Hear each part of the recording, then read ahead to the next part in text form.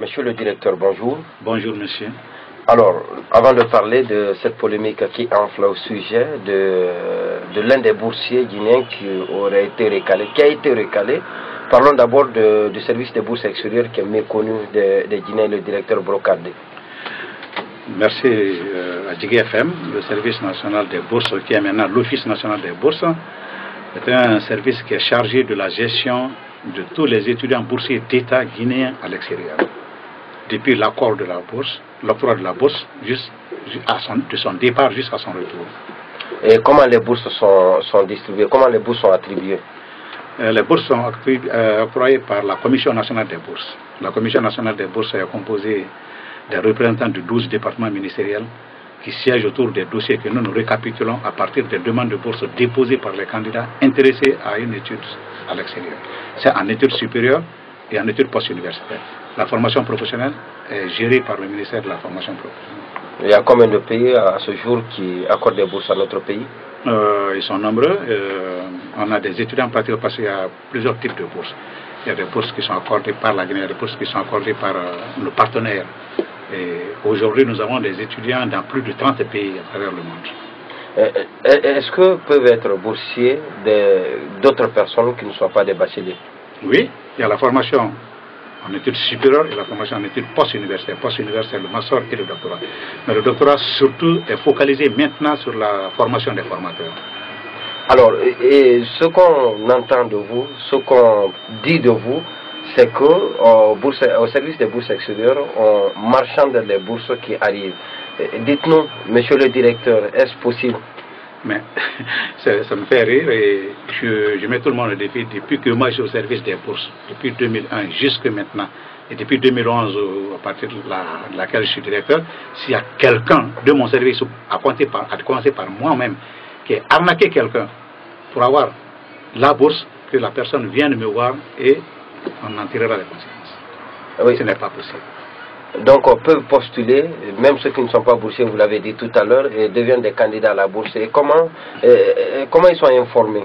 Non, je voudrais que ce jargon-là, je crois que c'est ce qui prête toujours confusion. Parce que quand j'étais au Maroc, les 150 premiers par profil s'étaient présentés à mon adjointe pour dire qu'ils sont boursiers et quand est-ce qu'ils peuvent aller faire leur passeport.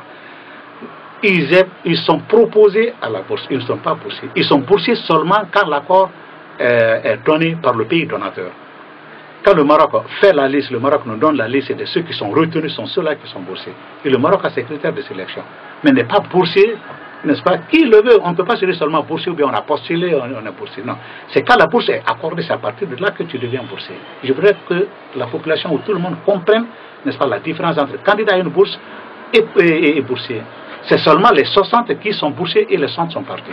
Maintenant, parlons de la prise en charge de ces boursiers, et des pécules qui retardent et parfois très dérisoires, qui ne reflètent pas le niveau de vie des pays où se trouvent ces étudiants. Monsieur le directeur, et vous êtes la direction, votre service est pointé du doigt pour ces déconvenus.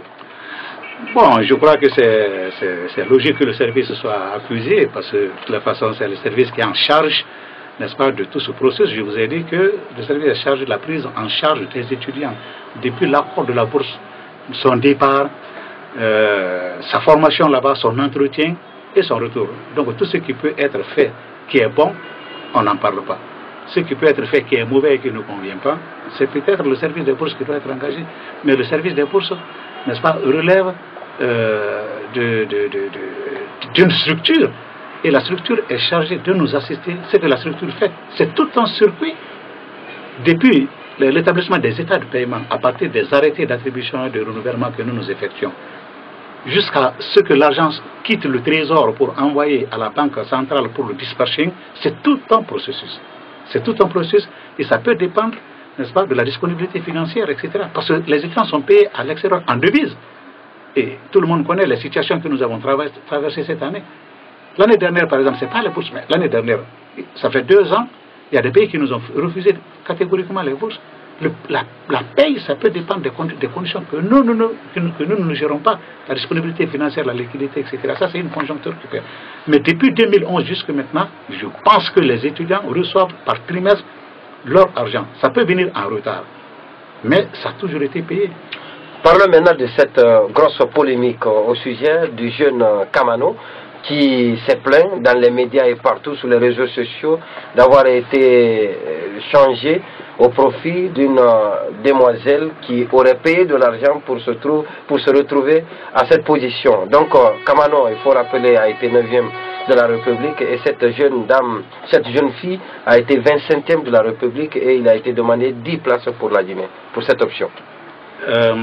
C'est vraiment un manque d'information. C'est un manque d'information et une accusation fortuite.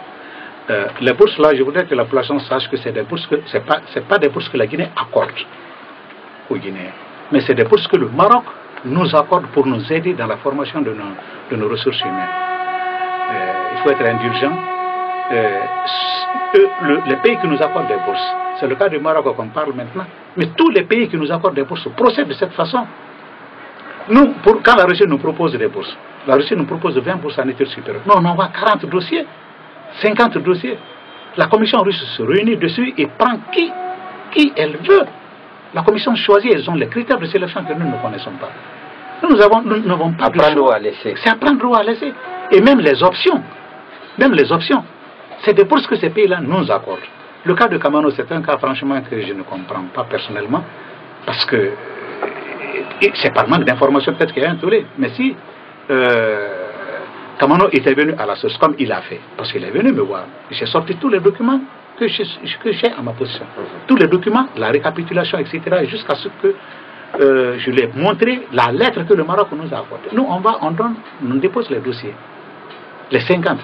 Mais si c'est seulement les 10 premiers, pourquoi le Maroc ne nous dirait pas d'envoyer les 10 premiers en sciences sociales seulement, les 10 premiers en sciences sociales seulement, que ce soit des garçons ou filles, et les 20 premiers en sciences expérimentales seulement, et les 30 premiers en sciences mathématiques. Mais si nous, on partait avec les 60 dossiers, la première qui était en sciences expérimentales, qui était pakistanaise, si elle n'a pas été retenue par le Maroc, ce n'est pas nous qui avons demandé à ce qu'on l'enlève ou non. Mais est-ce que la Guinée ne va pas perdre une place? On aura 59 au lieu de 60. C'est pourquoi ils nous ont dit d'envoyer 50 dossiers. Ils ont la latitude de choisir et c'est comme ça que ça se passe dans tous les pays. Quand on envoie la liste en Tunisie, en Algérie, mais on envoie un dossier, n'est-ce pas, plein. Quand on a 10 places, on envoie 20, 25. Mais c'est les pays-là qui accordent, ils prennent qui ils veulent. Donc, je ne sais pas. Kamano a été... Ils ont accordé 10 places aux sciences sociales. En sciences sociales, cette année, il y avait 2 filles seulement sur les 50 premiers de la République. En sciences expérimentales, il y avait 11 filles sur les 50 premiers de la République. En sciences mathématiques, il y avait 3 filles sur les 50 premiers de la République. Donc, ils m'ont dit, mais les filles là, mais comment est-ce que vous faites? J'ai dit, non, il y a beaucoup de problèmes chez nous dans le problème pour les filles. Il dit, parce qu'elles ont beaucoup plus d'engagement. Et c'est très compliqué. Les filles, après l'école, elles viennent. Il faut s'occuper du jeune frère, il faut partir au marché, il faut faire la préparation, il faut faire ça. Elles n'ont pas autant de temps d'études que les garçons. Il dit, mais là, il faut fournir. Et ils me reprochent, ils disent, non, il faut fournir plus d'efforts. Le Canada nous a accordé des bourses. Dans le domaine de la francophonie, 6 places. En 2013. Mais les 6 places, c'est 3 femmes, 3 hommes. Mais ils ont accordé toutes les places là aux femmes. Alors que nous, on avait envoyé on avait envoyé 20 dossiers, 10 dossiers filles, 10 dossiers hommes. Et pourquoi vous ne pouvez pas informer avant le bac? Non, mais parce que nous n'avons pas le résultat. On n'a pas le résultat avant le bac. C'est après le bac que nous, on envoie les résultats. On ne sait pas combien de filles vont être parmi les secrétaires. Ça dit la répartition, ce n'est pas nous. Si le Maroc veut, le Maroc donnera les bourses là. En plus, même s'il avait 50 ou 60 filles, le Maroc donnera les bourses à ces 60 là. Et ça, c'est le choix. Mais la commission là venait en Guinée ici pour la sélection. C'est à cause des problèmes, des mauvaises interprétations, etc., que ça a été délocalisé au Maroc. Pour partir, l'État paye nous nos frais, le billet, etc., On va avec les dossiers, on donne les dossiers aux Marocains, ils travaillent dessus, après ils envoient. Mais maintenant encore, on est en train de dire le Maroc n'a pas prévu. Écoutez, qu'on soit un peu indulgent, qu'on vienne à la source pour prendre les informations. Quand Kamano est venu, je lui ai montré tout ça. J'ai dit, Kamano, écoutez, vous savez, on n'a accordé que 10 places en sciences sociales. Vous êtes le 9e. Le 10e aussi a été enlevé.